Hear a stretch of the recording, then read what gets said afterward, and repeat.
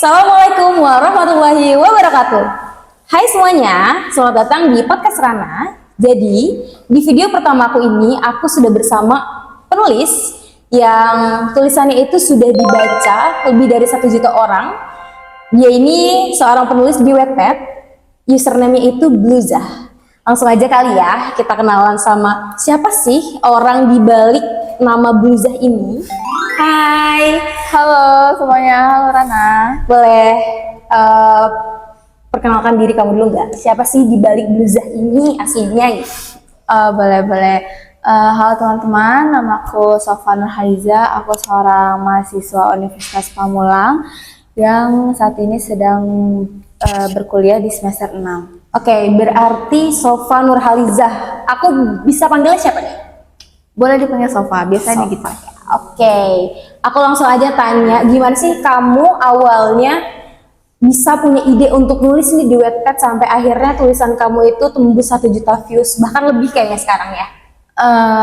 Kalau misalkan awalnya itu sebenarnya udah lumayan lama dari aku SMP. Itu awal aku kenal Wattpad juga pas SMP. Aku waktu itu baca cerita dan aku ngerasa cerita ini tuh bagus banget. Terusnya banyak juga yang komentar, banyak yang likes, dan aku ngerasa aku pengen seperti tokoh ini, seperti penulis ini kan. Kemudian aku mencoba untuk menulis kisah remajaku saat itu. Tapi karena aku masih belum terlalu paham tentang bahasa Indonesia ya, tentang penulisan cerita seperti itu yang baik dan yang bagus, jadi aku hapus lagi. Kemudian pada saat COVID SMA itu aku ngerasa banyak ide yang masuk ke diriku saat itu, terus aku tuangkan ke dalam cerita dan alhamdulillah sih saat ini udah lumayan banyak yang dibaca ya. Seperti itu ya. Berarti awalnya itu karena pas gabut gitu ya di masa-masa Iya, COVID benar. ya. Kalau nulis memang udah dari SMP tapi memang nggak dikembangin. Iya. Setelah COVID itu baru dikembangin sampai akhirnya banyak-banyak tulisan lagi dan banyak juga bacaan-bacaan yang baru Iya, ya. baru diseriuskan saat itu. Oke. Ada nggak nih mau difokusin gitu menjadi kayak seorang sastrawan lah?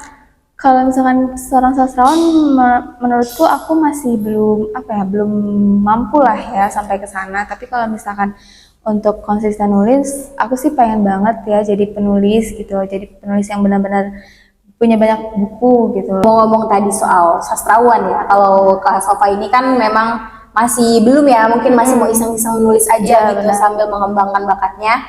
Jadi belum ada kayaknya fokus untuk menjadi sastrawan gitu ya. Tapi ngomong-ngomong soal sastra, menurut kakak nih, apa sih yang membedakan antara cerita-cerita atau novel di Wattpad sama novel-novel konvensional itu yang udah menjadi bentuk cetak? Atau mungkin novel-novel klasik gitu, apa yang membedakan sama Wattpad? Kalau di Wattpad tuh beda Wattpad sama yang udah dicetak ya, udah disebarluaskan itu. Yang pertama di Wattpad itu masih banyak sekali kesalahan dalam penulisan. Semuanya tuh ada, bahkan yang cuman dialog pun ada, nggak ada narasinya pun juga ada. Ya namanya juga apa ya, kayak wadah penulis baru kan, jadi masih banyak kesalahan. Tapi kalau misalkan sudah dicetak, sudah diterbitkan itu sangat minim kesalahannya gitu, dan juga pastinya fokus permasalahannya tuh bukan hanya tentang cinta gitu kan, tapi juga ada amanatnya gitu kan. Jadi siapapun bisa menulis dan langsung upload Benar. gitu ya. Oke, berarti itu yang signifikannya ya. Lebih banyak. Maksudnya kalau untuk yang konvensional ini atau yang udah dalam berbentuk cetak itu memang dia sudah dalam proses yang sangat panjang gitu ya. Walaupun sebetulnya cerita-cerita di Wattpad juga sekarang sudah banyak yang bagus ya. Udah banyak yang mungkin penulis-penulis yang memang udah terbiasa menulis dan mereka akhirnya terbiasa untuk membuat tulisan yang rapi gitu ya. Terima kasih. Selanjutnya, kita nih sekarang kan hidup di era sastra modern ya, bahkan sastra mutakhir gitu.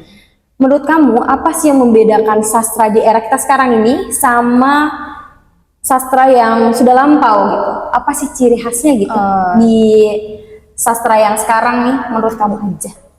Kalau menurut aku perbedaan dari temanya mungkin ya, menurut aku tuh sekarang karena sebenarnya bagus sih banyak penulis-penulis muda gitu ya. Jadi temanya tuh lebih banyak ke percintaan itu lebih banyak ya. Jadi ya mungkin karena kehidupan remaja, jadi ya temanya lebih banyak percintaan. Kalau misalkan zaman dulu kan temanya lebih kayak ke kritik pemerintah, tentang politik lah, tentang bahkan sejarah pun juga banyak kan, tentang peristiwa-peristiwa yang ada gitu kan. Pada saat itu memang Iya. percintaan ada, tapi memang tidak lebih dominan kayak sekarang Iya, gitu betul. ya. Oke, itu berarti perbedaan yang signifikan gitu ya menurut Kak Sofa ya. Benar. Oke, kita lanjut ke pertanyaan selanjutnya.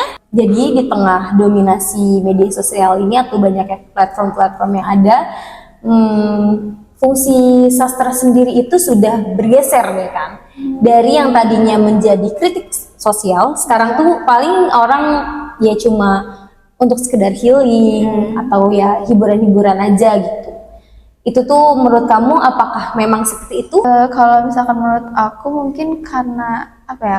Ya balik lagi ke tadi karena banyaknya penulis muda, jadi kurang kurang riset tentang situasi yang terjadi saat ini gitu loh. Jadi mereka fokusnya ke percintaan aja, nggak yang terlalu mengikuti apa yang ada yang terjadi tentang Indonesia gitu misalkan. Jadi sebenarnya wajar aja sih kalau kayak gitu karena kan mungkin sikap waspada itu belum ada gitu loh. Jadi seperti itu sih menurut aku. Berarti lebih melihat ke situasi aja gitu situasi ya, sekitar aja. kondisional aja gitu ya. Benar. Penulis-penulis sekarang lebih banyak ya mencari pasar gitu mungkin ya. Banyaknya memang minatnya itu tentang percintaan atau kalau kritik sosial mungkin masih bisa menggunakan karya sastra yang lainnya gitu. Mungkin itu kan bisa aja. Banyak juga kok sekarang penulis-penulis yang memang fokusnya pada kritik sastra, cuma memang balik lagi lebih dominan ke yang percintaan karena memang kayaknya anak-anak lebih diminati. Betul. Oke.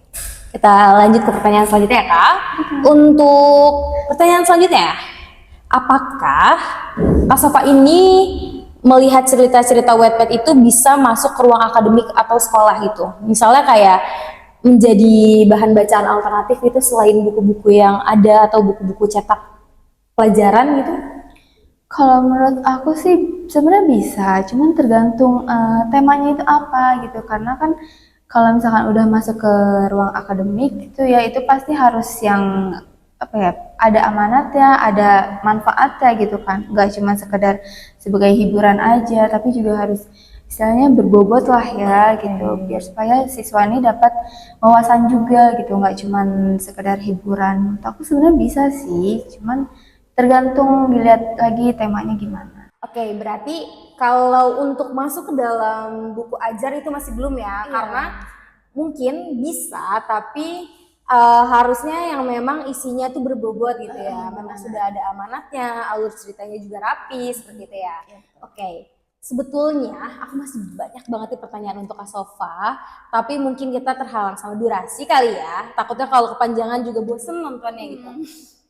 Mungkin ini pertanyaan terakhir dari aku. Boleh. Apa sih cita-cita kamu sebagai penulis dan apakah kamu mau gitu menerbitkan buku fisik atau juga kamu mau berkolaborasi dengan penerbit-penerbit besar mungkin? Oke, cita-citaku sebagai penulis tentunya yang pasti diterbitkan lah ya karyanya. Aku pengen banget punya banyak novel buatanku sendiri yang diterbitkan dan dibaca.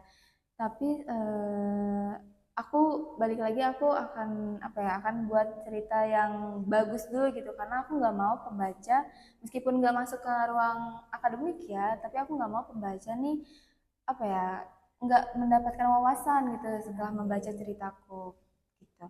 Kemudian kalau misalkan collab dengan penulis-penulis besar itu aku pengen banget karena yang pasti kan nambah relasi, nambah pembaca juga kan. Cuman kayaknya aku harus lebih banyak belajar dulu sebelum collab itu karena aku nggak mau menjadi bumerang untuk diriku atau penulis lain gitu kalau misalkan aku salah dalam cerita tersebut, dalam cerita yang aku buat gitu. Berarti ada ya, kayak semua penulis hampir semuanya banyak gitu yang mau punya cita-cita memang menerbitkan buku fisik atau kolaborasi dengan penerbit-penerbit besar gitu ya. Oke. Mungkin terakhir lagi nih ya maaf ya kayak nggak apa-apa. pesan-pesan deh untuk anak-anak muda di luar sana yang memang mungkin baru mengawali penulisannya gitu. Kayak awal Kak Sofa waktu itu di SMP dia baru nulis-nulis lalu hapus gitu. Mungkin ada pesan-pesan gak nih dari Kak Sofa untuk anak-anak muda di luar sana untuk berkarya gitu, berkarya sastra lebih tepat. Oke, pesan-pesannya sebenarnya tuh kalau misalkan kalian suka nulis, kalian mulai aja dulu. Kalau misalkan ada imajinasi apapun nih, kalian ngelihat sesuatu terus dapat ide, itu tulis aja dulu karena ide itu tuh gampang banget hilang kan. Jadi takutnya malah lupa gitu kan. Jadi kalau misalkan kalian emang suka nulis, mulai aja dulu mau kalian eh, apa ya paham tentang penulisan atau enggak, tapi mulai aja dulu. Nanti lama-lama kalian bisa belajar gimana cara menulis yang baik dan benar, gimana supaya penulisan kalian nih layak untuk dibaca gitu. Oke. Berarti harus terus mencoba gitu ya Iya, menulisnya. Mungkin bisa ya itu dimulai dari Wattpad dulu ya. benar. Oke. Tidak kerasa, sebetulnya kerasa sih sudah lama kita berbincang-bincang Iya. ya. Terima kasih banyak untuk Kak Sofa sudah berkenan untuk menjawab pertanyaan-pertanyaan aku. Terima kasih juga. Semoga menjadi inspirasi untuk teman-teman semua yang baru mau menulis atau baru mau membuat karya gitu ya. Dan semoga juga Kak Sofa ini karyanya semakin banyak, terus Amin, semangat, amin. karirnya makin melesat mungkin. Amin ya Oke. Allah. Terima kasih sekali lagi ya. Mungkin langsung aku tutup aja podcast aku. Terima kasih untuk teman-teman yang sudah menonton dari awal sampai akhir. Semoga nggak bosan dan semoga podcast ini ada manfaatnya. Wassalamualaikum warahmatullahi wabarakatuh. Bye.